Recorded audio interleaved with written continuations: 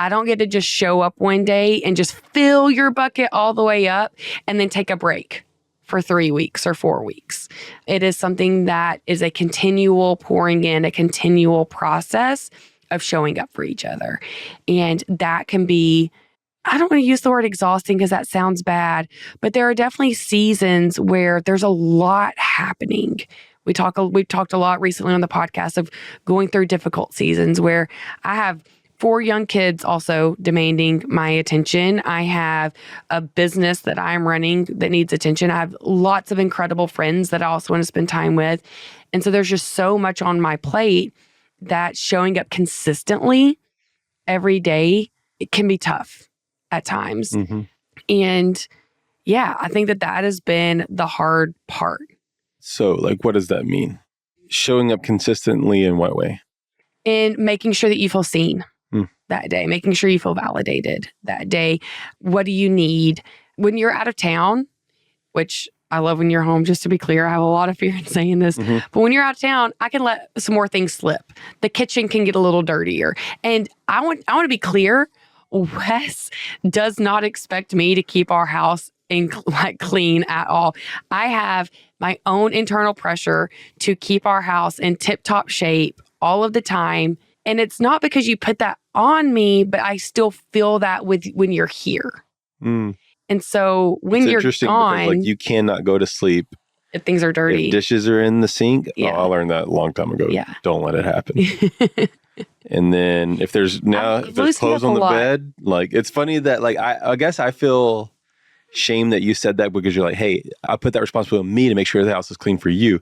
But in reality, I feel I clean certain things in the house to make sure that you're mentally okay. Yes, I realize this because I do like for things to be clean, but I also want it to show up clean for you. And not because you tell me that I have to or anything like that. It's just my own internal expectation, probably societal expectation that I'm still stuck in.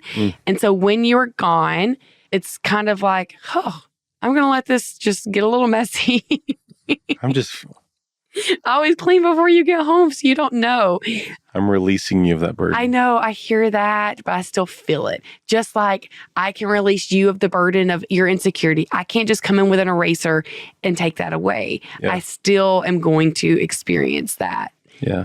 Joy that there's still things I don't know about you. Yeah. But I don't have to tend to another human's emotional or mental needs. And I love doing that. I have fear in saying this, but it's like, okay, when you're gone, I just pay attention to the kids. I can work at night or do something else at night because I don't need to check in with another person. And so the consistency of every single day, making sure we're connected. Because I want to connect with you every day, but it still takes effort to connect with you every day. And that pouring in continuously is tough. And I think that that's actually where a lot of people miss with each other because they've stopped that consistency. They had that great dating phase or the newlywed phase and they filled up the bucket and then life happened.